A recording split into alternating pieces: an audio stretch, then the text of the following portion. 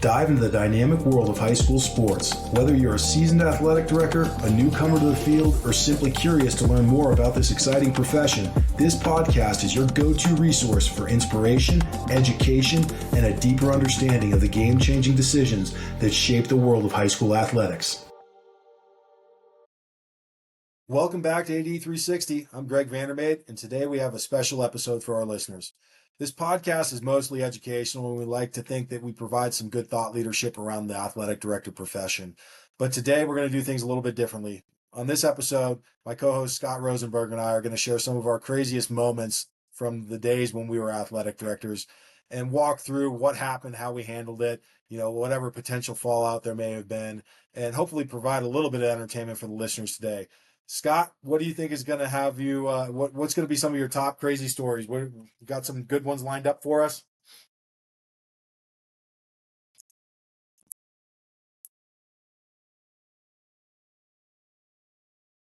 Remember when I was on one of these episodes and I was talking about when I was teaching history and I always thought that like essays were more difficult if you limited the amount of words a kid could use than it was just like, hey, you say whatever you want. Like I kind of feel the same way here, right? My head was exploding trying to narrow down the number of crazy moments that I had as an athletic director, and of course, kind of like the appropriate ones for a podcast at the same time. So, yeah, lots of ideas, lots of crazy days. Let's just jump right in. Maybe we'll give like 3, 4, if we have time, maybe like 5 each, and Yeah, I think that would be great. kind of just talk I about think those.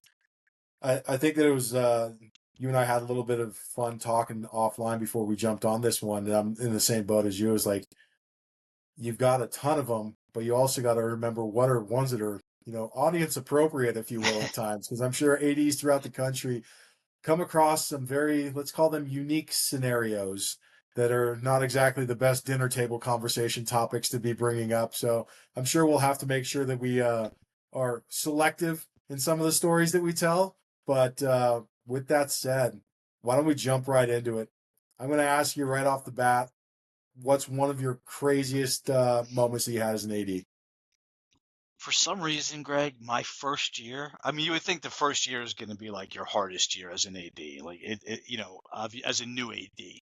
And like there's a lot of transition, but I swear there were so many moments in my first year that were unique to my entire 17-year career. Like they didn't happen again, and they were crazy. And one of them I can tell you was the athletic director that I replaced was the boys basketball coach, and the district had agreed to allow him to stay on as the basketball coach, even though he was retiring from the athletic director job. Really well known, great coach. And um, some things happened during that fall season where fingers were pointed a little bit at him. Almost made me think as a first year AD, like, did they really want him to stay?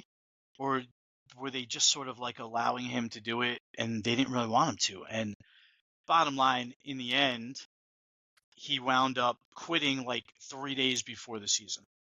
I remember I was going to a conference meeting, leaving my office to go to a meeting, probably one of my like first or second conference meetings, and he walked in and threw the letter on my desk and said, "I'm out." And like I was on my way out of the building. I didn't have time to really think about it, but I'm just like, "You can't do this," kind of thing. No, you can't do this. I remember that thought going through my head. And then obviously, like all the fallout from that. And I'll give you a couple like interesting pieces, which I didn't necessarily like. I didn't have enough experience or I guess enough clout to really like, let's say, stand up for maybe what I thought was right and wrong. And I can literally remember just like the sequence of events from him quitting to him saying that he wanted to be able to like tell the team himself. I'm like, yeah, you should tell the team yourself. To people above me in the district first saying no, you can't have a meeting with your team. To one of my bosses finally agreeing to allow like a meeting where this guy could come in and kind of say goodbye, and understanding that he had been there for, I don't know, 20 something years as the coach and had relationships with the kids from the time they were like first grade through, right? Because he was involved with the rec program. And I can remember literally being told that he can have a meeting, but that myself, the principal, and the superintendent were going to show up at the meeting. And I remember saying, I don't agree with that. But all right, if that's like what we're going to do, but I'm going to let him know. And then being told you can't let him know. So literally, the guy's having like his exit meeting with the team, and then three administrators walk into the meeting like 2 minutes into the meeting and sit down in the back of the room. And I can remember him like saying to each kid, kind of like, here's what you need to do to get better, Greg. And if you want to be a great player, you need to work on like your vertical, right? Or whatever it was. And literally, one of my bosses standing up after him saying that to like one or two kids and saying, Coach, it sounds like you're talking as if you were still the coach of this team. You're not the coach of this team anymore. This meeting is over. And I remember a couple kids basically F-bombing that administrator for interrupting the coach and doing that in the middle of the meeting. And I was just sitting there like shaking my head. What the hell do you do as a brand new administrator when your bosses are telling you to approach it this way? You think it's completely wrong. And like, I worried about whether I was fit for that job and it was the right job for me, if that's like what I was going to need to do moving forward in this role. So yeah, that was a little bit nuts. And then obviously from there, just trying to figure out who the hell's going to coach the team. And like I was a wrestler. I could tell you that. I mean, I didn't step in to coach that team. I did coach hockey. I was an assistant hockey coach once because I had to fire a coach like 3 days before the season, and that's a whole nother story of the smell of the hockey bench, the amount of cursing on the hockey bench, and that kind of stuff was a little bit shocking to me. But that basketball one sticks out. Wild. that that is wild just in terms of timing, and then you're in a rock and hard place scenario, right? Because like you got the brass is telling you to do one thing and you're not in agreement with it, but you're new into the role, so it's like you can't really push back much against it. It is pretty funny though.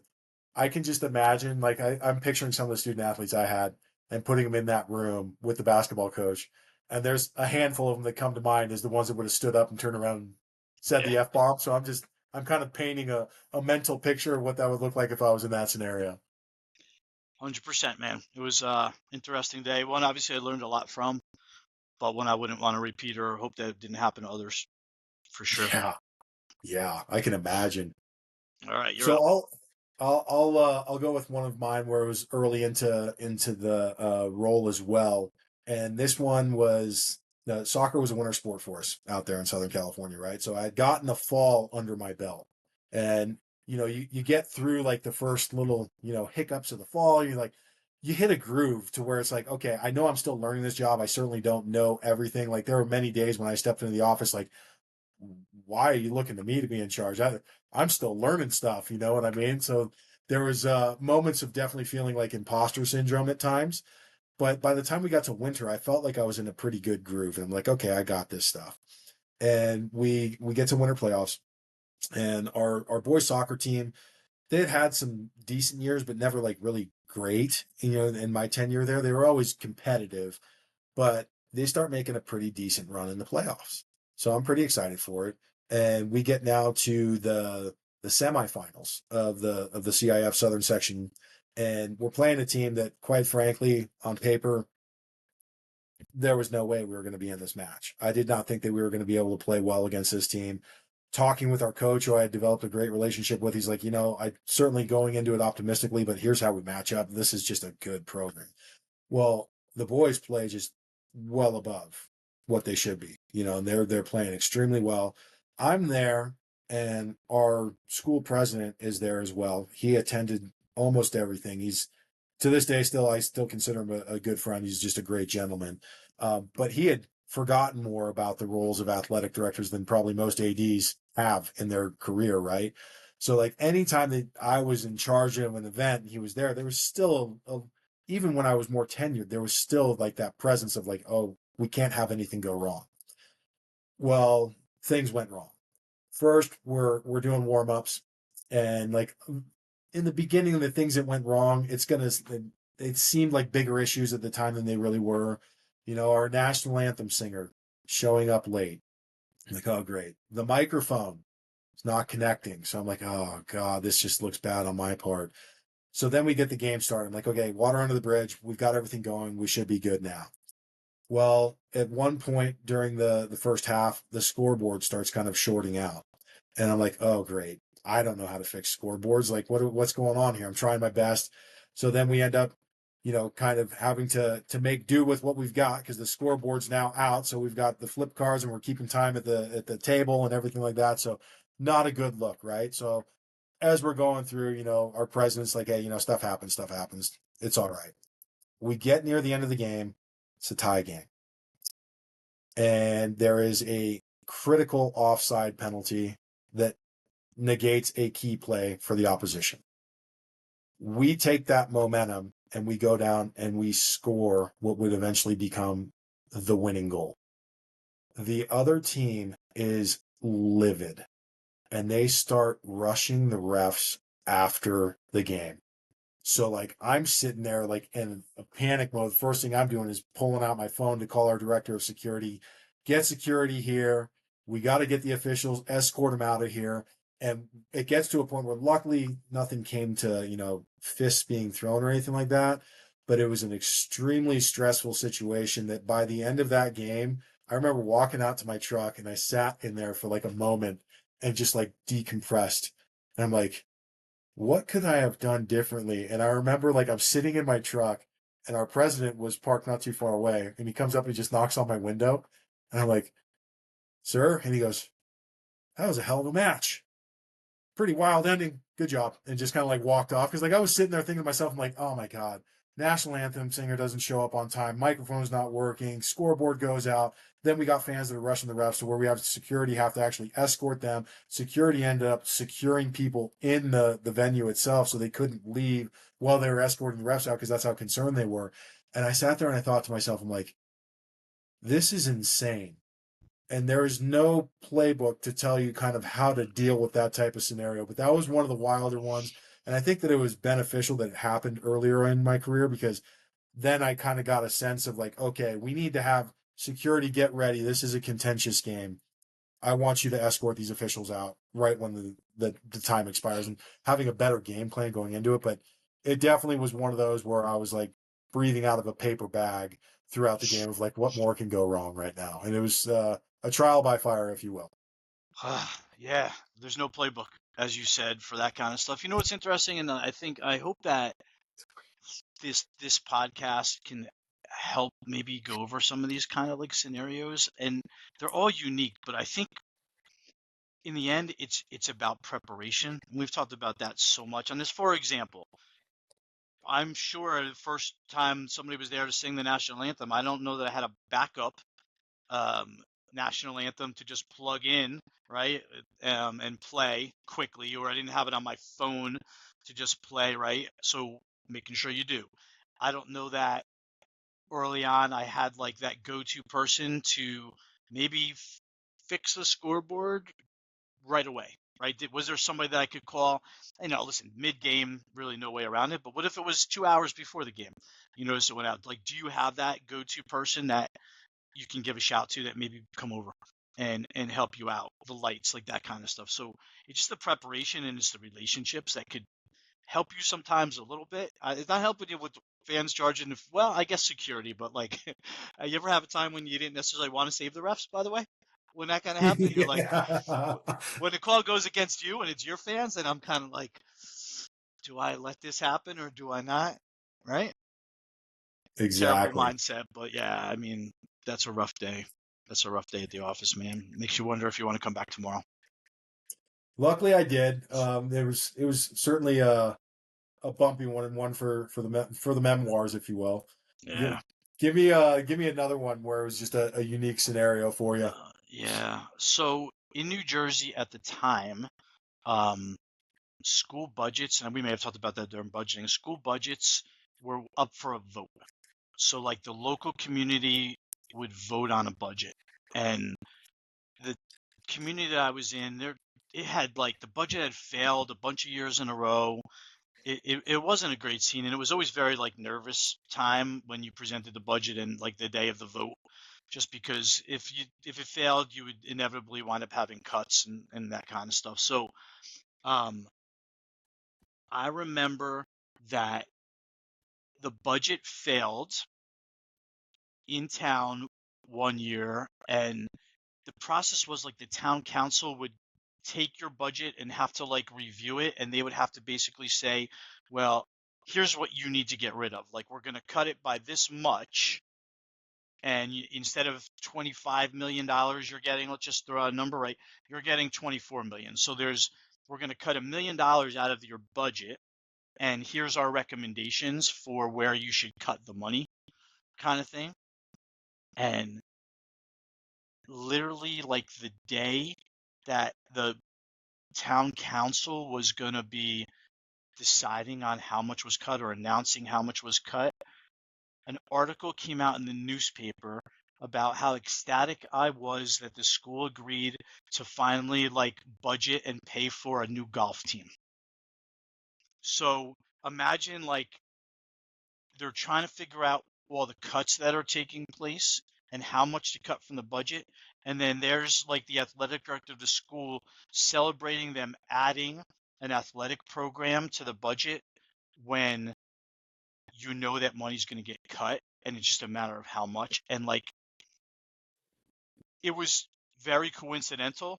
Like I was interviewed well before that kind of thing, but the article came out the morning of that decision being made, and it pissed off a crap ton of people in town and like in the town council. Why would he be talking about like us supporting this new program when we're having to cut five others, kind of thing? And I just Oh remember, man. I remember it was like the time when you can actually have like when there was newspapers, hard copy, and I just remember my superintendent walking into my office and throwing the newspaper on my desk and going, "How are you going to feel about being responsible for an extra million or two getting cutting out of our budget tonight?"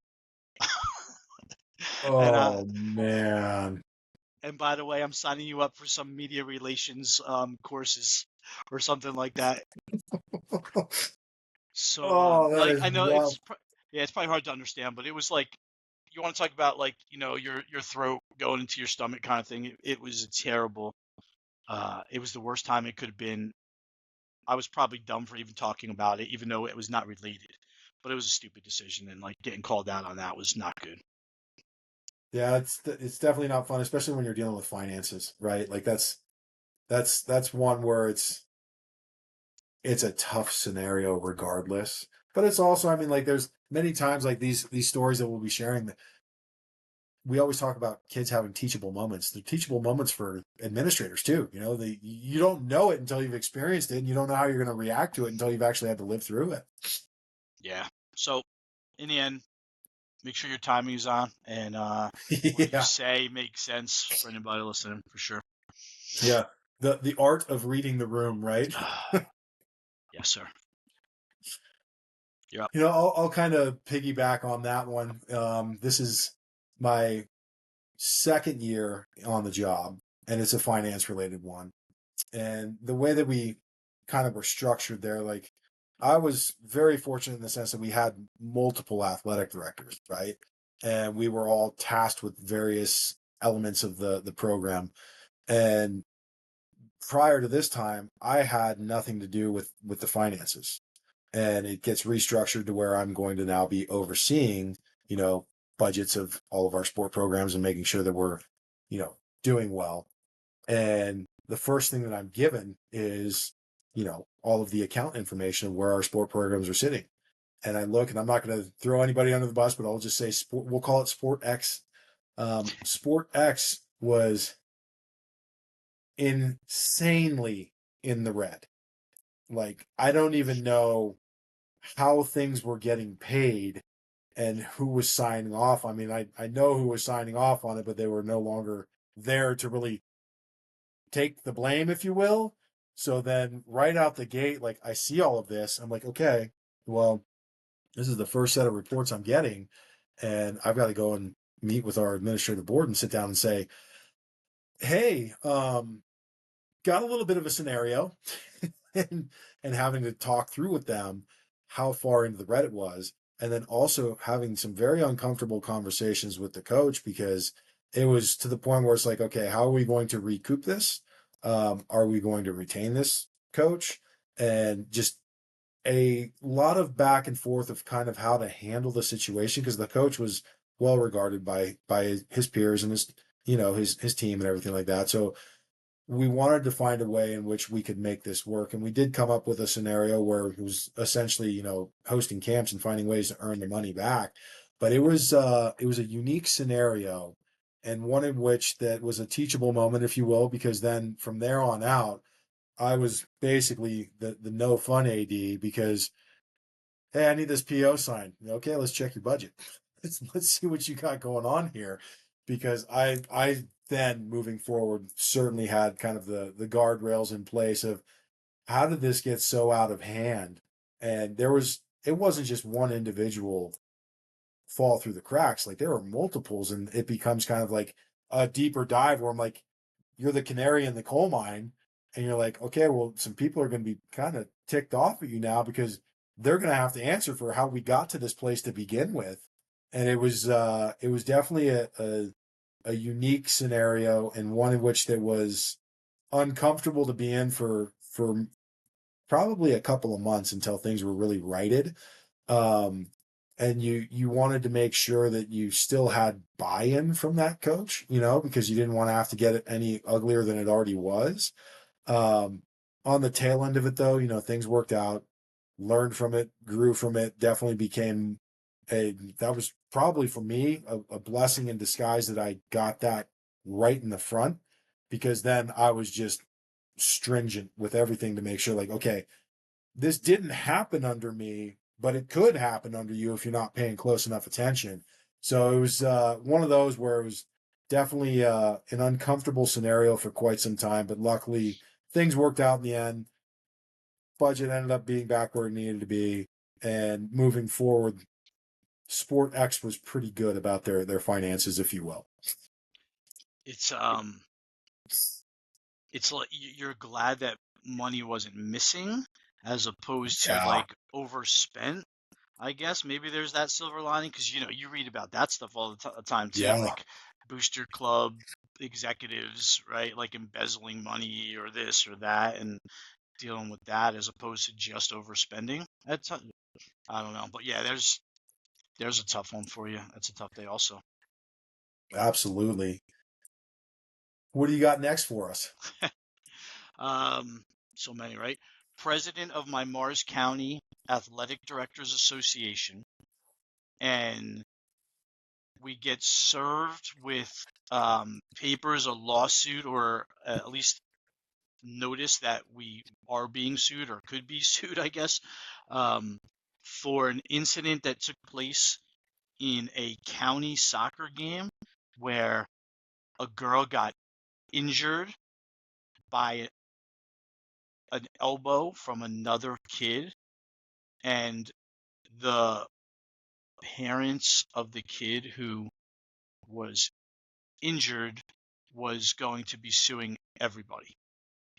And I was president of the association, and it was it was a county game where it took place. So I was named individually, kind of type thing, as president of the association. Lots and lots of other people, right, were named like in that lawsuit. And I can just remember just trying to think like, well, I knew we had insurance, but I didn't 100% know who it covered. If I was covered individually, I was worried about like the organization. It seemed like I would say frivolous at the time, but when you're getting something official, you don't feel really good about that. And I can just remember like trying to scramble um, to just try and make sure like that we were covered, um, that our ducks were in order, and it was really stressful, I would say, for a little bit. And again, it was a good learning experience and making sure that like you have the coverage that you need, that you're prepared to answer to any kind of situation out there. And um, I can just remember basically fighting back pretty hard when I probably just should have shut up, kind of thing, and let like the lawyers be more involved in it, and just talking about how frivolous it was at the time and being on the defensive, I guess you would say, instead of just shutting up and letting professionals do their job. But yeah, that was like eye-opening, I would say, for me as president of an organization. Like, sometimes you get leadership roles um, in organizations, but you don't necessarily think like about the larger overarching like responsibilities that come with that. I remember president of my fraternity house, like when we would have parties at the fraternity house, they would always say like the president of fraternity house, if something goes wrong, is the one that's going to get arrested. The president of fraternity, right? Like he wasn't even at the party, but something bad like happened. So like same idea, like you in leadership roles, it's smart to make sure that you understand what your responsibilities are, and then make sure that you're covered for whatever could potentially happen in the end. I guess it's always a good thought to have as you're having conversations with those that you're managing. Thought that should always go through your mind: can we get sued for this? Like, It's terrible, but it's true, right? yeah, it really is. All right, number 3 for you. All right, so I got this one's a little bit of a funnier one, and I apologize in advance that it's going to be a little bit of a name drop, if you will, just because the individuals that were involved make it even funnier. So every year we it still goes on, I believe, host like a giant basketball. Let's just call it a showcase, right? Like they're non-league games, and you get teams from all over the area, and some come even from out of state, and it was just it was an experience, right? Because you get these great basketball programs playing each other. Both our boys and girls teams would participate in it. It was always from an AD perspective, it was a nightmare to host because basically it was 2 days, right? So it'd be 2 days long, and you'd go in, you'd work a normal Friday, and then you would have to come back Saturday and be there all day. So it was just a long, long day, but you got to see some great basketball. And one year there was a team playing in it that had multiple star players for it. And these star players had NBA bloodlines, if you will. And we were selling our tickets, and there was there's three different types of ticket types, and there was a very expensive floor seat option. And then there was, your GA, which is a little bit less, and then you had like kind of your nosebleeds, if you will, for the high school uh, arena, if you will. And I get a call from our security personnel that's working the front office, and he goes, "I need you to come up here right now because we've got Derek Fisher's here because he wants to get tickets to see his nephew play." So his nephew's on the team. And I'm like, "No way, Derek Fisher's here." So like I, you know, run up to the front office to the ticket booth, and I'm hearing them talk through to the personnel that are doing the tickets there, and they're kind of they're doing a good job. They're like trying to upsell them, like, "Hey, we got some floor seats that are available, and they're X amount of dollars, and they weren't cheap." And he goes, "Oh yeah, no, I'll take three of those." So he takes three of them. Some time goes by. Security guy calls me back up, and he goes, "Kenyon Martin's here." And I'm like, "What? No way." So I go, Kenyon Martin's son was on the team. And he's getting talked up. "Hey, Derek Fisher's sitting floor in the floor seats. You want to get some of those?" So he buys a handful of them, right? So now there's a good amount of money that's been invested into these floor seats for this tournament deal. Well, the coup de grace was I was like, "I'm gonna call me when this kid's dad shows up because I gotta see him." And that kid's dad was Scottie Pippen. So Scottie Pippen comes up, and security guy lets me know, and he goes, so I'm up there, and like, I mean, you can't even see Scottie because he's so tall. Like, you don't even see him out of the ticket window. And they're talking to him like, "Yeah, you got Derek Fisher and Kenyon Martin are sitting courtside right now." He's like, "Oh, okay, well, how much are those?" And they tell him, and he goes, "I ain't paying that. Give me a general admission one." So they sell him the GA ones, and then the security director looks at me, he goes, "Hey, where did he end up sitting?" I go, "He's just going GA." And he goes, "Greg, I can't let him sit in the GA section. People are going to be hounding him. At least when I have him like courtside, he's with the other guys, and I can kind of keep him a little bit separated from everybody else." It's still a high school gym. It's not that big, right? But the biggest joke of it all was Scottie Pippen's walking in. Our director of security comes up to him and goes, "I know you had bought some seats, but, for your benefit, we'd like you to come sit next to Derek Fisher and Kenyon Martin. We have some extra seats there. He paid general admission prices. The other ones paid like the top dollar for him.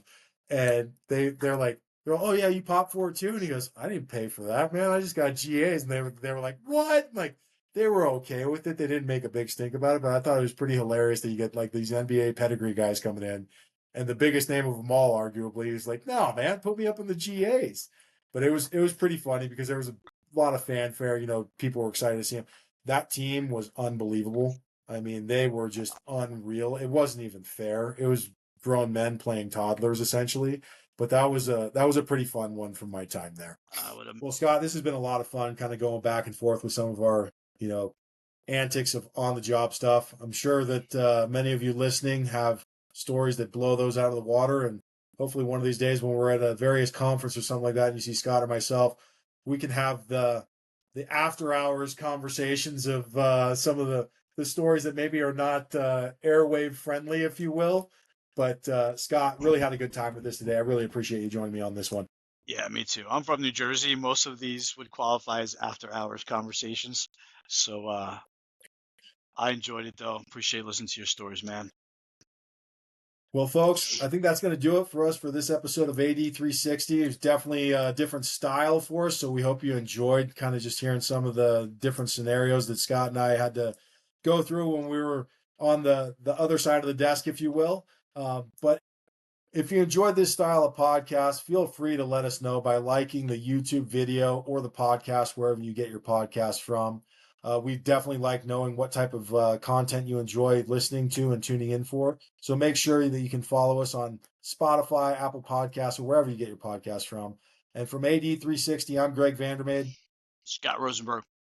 Until next time, folks, thank you.